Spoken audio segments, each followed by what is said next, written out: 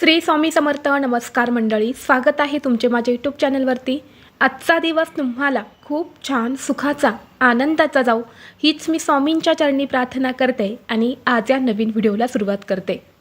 उद्या 6 मार्च 2026 वार शुक्रवार आणि या दिवशी आलेली आहेत वर्षातील शेवटची संकष्टी चतुर्थी. मराठी वर्षानुसार ही वर्षातील शेवटची चतुर्थी तिथी असणार आहे आणि लवकरच गुढीपाडव्यापासून नवीन वर्षाला सुरुवात होणार आहे. संकष्टी चतुर्थी हा आपल्या हिंदू धर्मातील अतिशय पवित्र आणि महत्त्वाचा दिवस आहे. हा दिवस विशेष लॉर्ड गणेशा यांना समर्पित आहे, म्हणजे गणपती बाप्पांना समर्पित आहे. संकष्टी या शब्दाचा अर्थ संकट दूर करणारा असा होतो, म्हणजेच संकट दूर करणारी अशी ही तिथी. म्हणून या दिवशी भगवान गणेशाची पूजा केल्याने जीवनातील सर्व दुःख, संकट, अडचणी दूर होतात असे मानले जाते. पंचांगानुसार फाल्गुन महिन्याच्या कृष्ण पक्षातील चतुर्थी तिथी ही 6 मार्च 2026 रोजी संध्याकाळी 7:53 सुरू होणार आहे आणि या तिथीची समाप्ती 7 मार्च 2026 रोजी संध्याकाळी 7:17 होणार आहे. आणि म्हणून उदय तिथीनुसार आपल्याला चतुर्थीचा उपवास हा उद्या शुक्रवारी करायचा आहे. संकष्टी चतुर्थीचा उपवास रात्री चंद्रदर्शन आणि चंद्राला अर्घ्य दिल्यानंतरच सोडला जातो आणि म्हणून उद्या 6 मार्च रोजी चंद्रोदयाची वेळ रात्री 9:12 असल्याने आपल्याला या वेळेतच चंद्राची पूजा करून हे व्रत जे आहे तर ते सोडायचं आहे. जर आपण दिवसभर उपवास करून रात्री चंद्राची पूजा न करताच हे व्रत सोडून दिले तर या व्रताचा आपल्याला कोणतंही फळ जे आहे तर ते प्राप्त होत नाही. म्हणून चंद्राची पूजा करूनच तुम्हाला हे व्रत जे आहे तर ते सोडायचं आहे. गणपतीला विघ्नहर्ता म्हणजेच अडथळे दूर करणारा देव मानला जातो. या दिवशी श्री गणेशाची पूजा केल्याने घरात शांती, सुख आणि समृद्धी येते, तसेच सर्व संकटांपासून मुक्ती मिळते. धार्मिक दृष्टीने हा दिवस अतिशय महत्त्वाचा असल्यामुळे या दिवशी गणपती बाप्पांच्या पूजेसोबतच आणि व्रतासोबतच काही प्रभावी उपाय आणि सेवासुद्धा केल्या जातात. आज व्हिडिओमध्ये मी तुम्हाला एक अतिशय प्रभावी असा उपाय सांगणार आहे. उद्या तुम्ही चतुर्थीला उपवास नाही केला तरीही चालेल, पण सकाळी उठल्याबरोबर घराच्या उंबरठ्यावर ठेवा ही एक वस्तू. 7 पिढ्यांचे दारिद्र्य नष्ट होऊन घरातील सर्व समस्या, अडचणी, अडथळे दूर होतील. घरात पैसाच पैसा येईल आणि घराची, मुलांची, पतीची अगदी भरभरून प्रगती होईल. तर अशी कोणती वस्तू आहे जी तुम्हाला घराच्या उंबरठ्यावर ठेवायची आहेत, हा उपाय कोणत्या वेळेत करायचा आहे याबद्दलची संपूर्ण माहिती या व्हिडिओमध्ये मी तुमच्यासोबत शेअर करणार आहे. त्यामुळे तुम्ही हा व्हिडिओ स्किप न करता शेवटपर्यंत नक्की पहा. चॅनलवरती नवीन असाल तर सबस्क्राईब करा आणि असेच माहितीपूर्व नवनवीन व्हिडिओ पाहण्यासाठी बेल आयकॉनलाही प्रेस करा, म्हणजे जेव्हा कधी मी नवीन व्हिडिओ अपलोड करेल त्याचं नोटिफिकेशन सर्वात अगोदर तुम्हाला भेटेल आणि तुम्ही एक पण व्हिडिओ मिस करणार नाही. तसेच हाईप बटनला देखील क्लिक करा. आज या व्हिडिओमध्ये मी तुम्हाला जो उपाय सांगणार आहे तर हा उपाय आपल्याला उद्या सकाळी करायचा आहे. दुपारी 12 वाजण्याच्या अगोदर आपल्याला ही एक वस्तू मी सांगणार आहे तर ती घराच्या उंबरठ्यावर ठेवायच्या आहेत. मराठी वर्षातील फाल्गुन महिना सुरू आहे आणि अवघ्या काही दिवसांनी मराठी वर्षाची सांगता होऊन नववर्षाला प्रारंभ होईल. येणाऱ्या नवीन वर्षात आपले सर्व स्वप्न पूर्ण व्हावी, इच्छा मनोकामना पूर्ण व्हावी, आपल्या कुटुंबाची भरभराट व्हावी, यासाठी आपल्याला हा जो उपाय आहे तर हा करायचा आहे. प्रथमेश गणपती बाप्पा हा सुखकर्ता आणि दुःख हर्ता आहे. संकटातून मार्ग दाखवणारा आणि अपार कृपा करणारा बाप्पा भाविकांच्या हाकेला धावून जाणारा आहे. गणपती बाप्पांची शाश्वत भक्ती लाभण्यासाठी काही उपाय जर आपण केले तर ते खूप जास्त प्रभावी ठरत असतात. गणेश व्रतामध्ये चतुर्थीचे व्रत सर्वोच्च आणि सर्वश्रेष्ठ मानले जाते आणि म्हणून हा दिवस देखील सर्वश्रेष्ठ मानला जातो. या दिवशी गणेश तत्व हे पृथ्वीवरती 1000 पटीने कार्यरत असते. श्री गणेश स्वतः आपल्या भक्तांना आशीर्वाद देण्यासाठी पृथ्वीवरती येत असतात आणि म्हणून आपण या दिवशी जे काही उपाय करतो तर त्या उपायांचं आपल्याला गणपती बाप्पा शीघ्र फळ देत असतात. आणि आपल्या वास्तुशास्त्रामध्ये घराच्या उंबरठ्याला विशेष महत्त्व आहे. उंबरठा हा घराच्या सीमारेषाचे प्रतीक आहे. आपल्या घराचं नेहमी संरक्षण व्हावं, आपल्या कुटुंबाचं संरक्षण व्हावे, तसेच कुठलीही अदृश्य शक्ती आपल्या घरात प्रवेश करू नये यासाठी उंबरठा हा खूप महत्त्वाचा मानला जातो.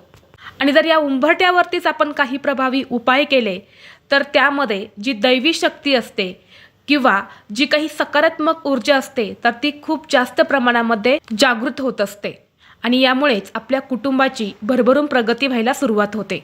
कारण शास्त्रानुसार घराच्या दाराचा उंबरठा हा जर मजबूत असेल तर कोणीही कुटुंबात मतभेद निर्माण करू शकत नाही किंवा शत्रू हा सुद्धा आपल्या घरामध्ये प्रवेश करू शकत नाही.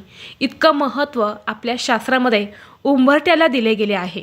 आणि याच उंबरठ्याचा व्यक्तीच्या जीवनावरती खूप जास्त प्रभाव पडत असतो. आणि म्हणून वास्तुशास्त्रानुसार आणि ज्योतिषशास्त्रानुसार उंबरठ्यावरती काही प्रभावी उपाय केल्याने व्यक्तीच्या प्रगतीचे मार्ग हे मोकळे होतात. व्यक्तीच्या जीवनात सकारात्मक लाभ होतो आणि देवी लक्ष्मीची अपार कृपा प्राप्त होते. घरात लक्ष्मी कायमस्वरूपी वास्तव्य करू लागते. आणि म्हणून जर आपल्या घरामध्ये काही समस्या, अडचणी, अडथळे सुरू असतील, मुलांची प्रगती होत नाही, मुलांच्या प्रगतीमध्ये अडथळे येत असतील, मुलं खूप हट्टीपणा करत आहे किंवा आपल्या घराची प्रगती होत नाही, घरामध्ये पैसा टिकत नाही, सतत पैशांच्या आर्थिक अडचणी येत असतील, जिथे तुम्ही 5 रुपये कमवतात तिथे तुमचे 100 रुपये खर्च होत असतील, म्हणजे घरातून जास्त प्रमाणामध्ये पैसा खर्च होत असेल किंवा घरामध्ये सतत वाद विवाद, क्लेश, भांडणे होत असतील आणि याचा वाईट परिणाम हा कुटुंबावरती होत असेल किंवा तुमचा एखादा छोटा मोठा उद्योग व्यवसाय आहे तो व्यवस्थित चालत नाही, त्यामध्ये काही समस्या येत असतील, आपल्या कुटुंबामध्ये कोणतंही शुभकार्य हे निर्विघ्नपणे पार पडत नसेल तर तुम्ही हा जो उपाय मी सांगणार आहे तर हा उद्या तुम्हाला चतुर्थीला आवर्जून करायचा आहे. उपाय करण्यासाठी तुम्हाला उद्या सकाळी लवकर उठायचं आहे, स्वच्छ स्नान करायचं आहे. स्नान करताना अंघोळीच्या पाण्यामध्ये तुम्हाला थोडंसं लाल चंदन जे असते तर ते टाकायचे आहे, थोडीशी हळद टाकायची आहेत. यामुळे आपल्यामध्ये असणारी नकारात्मकता, वाईट शक्ती जी आहे तर ती नष्ट होते आणि आपल्यामध्ये एक सकारात्मक ऊर्जा जी आहे तर ती निर्माण होते. यानंतर स्वच्छ कपडे परिधान करून सर्वप्रथम आपल्या देवघरातील देवांची विधिवत पूजा करून घ्यायची आहे. गणपती बाप्पांची मूर्ती असेल तर मूर्तीवरती तुम्हाला अभिषेक करायचा आहे. शुद्ध पाण्याने केला तरीही चालेल किंवा पंचामृताने केला तरीही चालेल. जर शुद्ध पाण्याने अभिषेक करणार असेल तर अभिषेक करत असताना तुम्हाला गणपती अथर्वशीर्षमचं पठण करायचं आहे आणि हे अभिषेक केलं तीर्थ जे आहे तर ते मुलांना पाजायचं आहे आणि बाकीचं तीर्थ हे पिण्याच्या माठामध्ये तुम्हाला टाकायचं आहे. कारण ते सिद्ध राहिलं असतं, त्यामध्ये एक दैवी शक्ती असते आणि गणपती बाप्पा जे असतात ना ते विद्येचे आणि ज्ञानाचे देवता आहे. जेव्हा आपण हे तीर्थ आपल्या मुलांना देतो तेव्हा मुलांचा हट्टीपणा, तापटपणा, चिडचिडेपणा हा कमी होतो आणि मुलांची प्रगती व्हायला सुरुवात होते. त्यांना अभ्यासामध्ये यश मिळू लागते. म्हणून मुलांना हे तीर्थ नक्की पाजा. पंचामृताने अभिषेक केला तर थोडंसं तीर्थ तुम्हाला मुलांना नक्की पाजायचं आहे आणि बाकीचं तीर्थ हे तुम्ही तुळस सोडून कोणत्याही झाडाला घालू शकता. यानंतर गणपती बाप्पांना हळद, कुंकू, अक्षदा, चंदन तुम्हाला लावायचं आहेत. जास्वंदाची फुलं अर्पण करायची आहेत, दुर्वा असतील त्या अर्पण करायच्या आहेत, गुळ खोबऱ्याचा नैवेद्य अर्पण करायचा आहे. धूप दीप अगरबत्ती लावून घरातील वातावरण हे तुम्हाला प्रसन्न करायचं आहे. आणि यानंतर तुम्हाला हा जो उपाय आहे तर हा उंबरठ्यावरती करायचा आहे. सर्वप्रथम तुम्हाला काय करायचं आहे, एक दिवा प्रज्वलित करायचा आहे. दिवा हा तुम्ही कोणत्याही धातूचा घेऊ शकता, मातीचा घेतला तरीही चालेल. दिव्यामध्ये तुम्हाला तूप घालायचं आहे. तूप नसेल तर तेल घातलं तरीही चालेल. दुहेरी कापसाची वात करून त्या दिवेमध्ये लावायची आहे. एका प्लेटमध्ये थोडेसे तांदूळ ठेवायचे आहेत.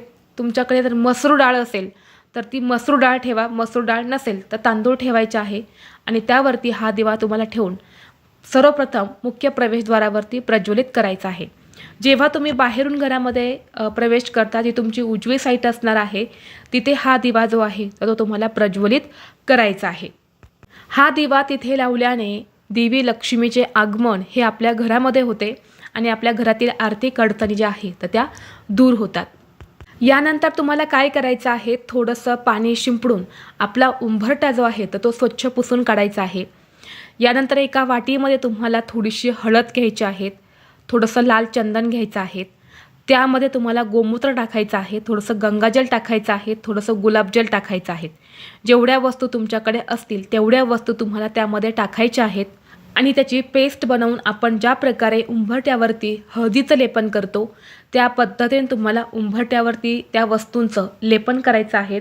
उंबरठा जो आहे तर तो आपल्याला सारवून घ्यायचा आहे. यानंतर काय करायचं आहे, आपल्याला पांढऱ्या रंगाची रांगोळी घ्यायची आहेत आणि आपल्या उंबरठ्याला दोन्ही बाजूस तुम्हाला त्या पांढऱ्या रांगोळीने स्वस्तिक काढून घ्यायचं आहे. स्वस्तिक काढल्यानंतरनं त्या स्वस्तिकची तुम्हाला हळद कुंकू अक्षता वाहून तुम्हाला पूजा करून घ्यायची आहे. स्वस्तिक काढताना चुकीचं काढायचं नाही. मधले 4 बिंदू आणि कडाच्या ज्या लाईन असतात तर त्या तुम्हाला आवर्जून द्यायच्या आहे. त्या स्वस्तिकच्या मर्यादा असतात आणि त्याशिवाय स्वस्तिक हे पूर्ण होत नाही. स्वस्तिक हे मांगल्याचं प्रतीक आणि दारिद्र्य दूर करण्याचे साधन मानले जाते आणि म्हणून स्वस्तिक हे तुम्हाला व्यवस्थितच काढायचं आहे. कारण या स्वस्तिकमध्ये अनेक देवी देवतांसोबत श्री गणेशाचा वास असतो आणि म्हणूनच कोणतीही पूजा असो किंवा काही शुभ कार्य असेल तेव्हा स्वस्तिक काढून गणपती बाप्पांची पूजा केली जाते आणि यानंतरच त्या शुभ कार्याला सुरुवात केली जाते. इतकं महत्त्व स्वस्तिकला दिले जाते. आता स्वस्तिक तुम्ही काढल्यानंतर त्या स्वस्तिकच्या मधोमध जिथे स्वस्तिकच्या 4 लाईन एकत्र होतात तर तो मधला बिंदू जो असतो तर तिथे तुम्हाला एक सुपारी ठेवायची आहेत. आपल्या उंबरठ्याच्या डाव्या आणि उजव्या साईडला तुम्हाला रांगोळीने स्वस्तिक काढून दोन्ही साईडला तुम्हाला 2 सुपाऱ्या ज्या आहेत तर त्या ठेवायच्या आहेत. आता सुपारीचे 2 प्रकार असतात. एक पूजेमध्ये वापरतो ती सुपारी आणि दुसरी म्हणजे खाण्याची सुपारी. पूजेची सुपारी ही छोटी असते तर तीच सुपारी तुम्हाला तिथे त्या स्वस्तिकवरती मधोमध ठेवायची आहे. यानंतर त्या स्वस्तिकला हळद कुंकू अक्षता तुम्हाला अर्पण करायचे आहेत. फुलं असतील तर ते सुद्धा तुम्हाला अर्पण करायचे आहेत. यानंतर दोन्ही हात जोडून तुम्हाला माता लक्ष्मी श्री गणेशाचं नामस्मरण करायचं आहे. सुपारी जी असते तर ते गणपती बाप्पांचं प्रतीक मानलं जातं आणि म्हणून आपण बघा पूजेमध्ये जेव्हा आपल्याकडे बाप्पांची मूर्ती किंवा फोटो नसतो तेव्हा आपण सुपारीलाच गणपती बाप्पांचं प्रतीक म्हणून सुपारीची पूजा आपण करत असतो. इतकं महत्त्व सुपारीला दिले जाते आणि जेव्हा ही सुपारी आपण उंबरठ्यावरती ठेवतो तेव्हा गणपती बाप्पांचा अखंड कृपा आशीर्वाद हा आपल्या कुटुंबावरती राहतो. आपल्यागत असणारी सर्व संकट अडचणी अडथळे जे आहेत तर ते दूर होतात. तसेच या उपायाने देवी लक्ष्मी ही सुद्धा प्रसन्न होते आणि धनप्राप्ती होत असते. आता ही सुपारी ठेवल्यानंतर दुसऱ्या दिवशी काय करायचं तर दुसऱ्या दिवशी ही सुपारी तुम्हाला घ्यायची आहेत. लाल पिवळ्या रंगाचा जो कलावा असतो तर तो तुम्हाला त्या सुपारीवरून बांधायचा आहे आणि ही सुपारी तुम्हाला गणपती बाप्पांच्या मंदिरात जाऊन अर्पण करून यायची आहे. तुमच्या घराजवळ जिथे कुठे गणपती बाप्पांचं मंदिर असेल तिथे जाऊन तुम्हाला सुपाऱ्या ज्या आहेत त्या अर्पण करून यायच्या आहेत. तर अशा पद्धतीने हा छोटासा उपाय जो आहे तो आपल्या उंबरठ्यावरती करायचा आहे. आणि सगळ्यात महत्त्वाची गोष्ट म्हणजे जेव्हा या सुपाऱ्या तुम्ही उंबरठ्यावरती ठेवणार आहे तेव्हा तुम्हाला त्या स्वस्तिकच्या मधोमध तुम्हाला थोडेसे तांदूळसुद्धा अर्पण करायचे आहे आणि तांदळावरती ही सुपारी तुम्हाला ठेवायची आहे. डायरेक्ट रांगोळीवरती ही सुपारी तुम्ही ठेवू नका. आणि जर तुम्हाला शक्य असेल तर ते स्वस्तिक तुम्ही रांगोळीऐवजी तांदळाचे स्वस्तिक काढले तर ते अतिशय उत्तम राहील. तांदळाचे स्वस्तिक तुम्हाला काढणं शक्य नसेल तर मग तुम्ही पांढऱ्या रांगोळी स्वस्तिक काढू शकता. त्यावरती हळदी कुंकू तुम्हाला अर्पण करायचं आहे. पूर्ण पांढरी रांगोळी जी आहे तर ती ठेवायची नाही. आणि यानंतर स्वस्तिकच्या मधोमध तुम्हाला थोडेसे तांदूळ ठेवून त्यावरती सुपारी ठेवायची आहे. त्याचबरोबर तुम्हाला कुंकवाने मुख्य प्रवेशद्वारावरती शुभ आणि लाभ असं नावसुद्धा लिहायचं आहे. पहिलं शुभ नाव काढायचं आहे, मध्ये स्वस्तिक काढायचं आहे आणि त्या स्वस्तिकच्या बाजूलाच तुम्हाला लाभ हा शब्द लिहायचा आहे. हा जो शब्द आहे तर हा अतिशय शुभ मानला जातो. शुभ म्हणजे काय? शुभ म्हणजे चांगले, मंगल, पवित्र किंवा सकारात्मक गोष्टी, घरात सुख शांती आणि चांगले कार्य होण्यासाठी शुभ हा शब्द वापरला जातो म्हणून शुभ लिहायचा आहे. आणि लाभ म्हणजे काय? लाभ म्हणजे फायदा, प्रगती किंवा यश, व्यवसाय, काम किंवा जीवनात भरभराट व्हावी यासाठी लाभ शब्द जो आहे तर तो वापरला जातो. आणि हिंदू परंपरेनुसार शुभ लाभ हे श्री गणेश यांचे पुत्र मानले जाते असे कथांमध्ये वर्णन केले गेले आहे. त्यामुळे घरात शुभ आणि लाभ राहावा अशी भावना व्यक्त केली जाते. आणि म्हणून आपल्याला मुख्य प्रवेशद्वारावरती शुभ आणि लाभ जे आहे तर ते कुंकवाने लिहायचं आहे आणि त्याची सुद्धा तुम्हाला पूजा करायची आहे। त्याचबरोबर तुम्हाला उद्या गणपती अथर्वशीर्षमचं पठण जे आहे तर ते करायचंच आहे। शक्य असेल तर 11 वेळा करा, नसेल शक्य तर 1 वेळा केले तरीही चालेल। गणपती बाप्पांचा संकटनाशक स्तोत्र आहे त्याचं तुम्ही पठण करू शकता किंवा ओम गण गणपते नमः या बाप्पाच्या महामंत्राचा जप केला तरी सुद्धा चालेल, परंतु जी काही सेवा होईल ती सेवा आपल्याला करायचीच आहे। तर ही अत्यंत महत्त्वाची माहिती मला तुमच्यापर्यंत शेअर करायची होती।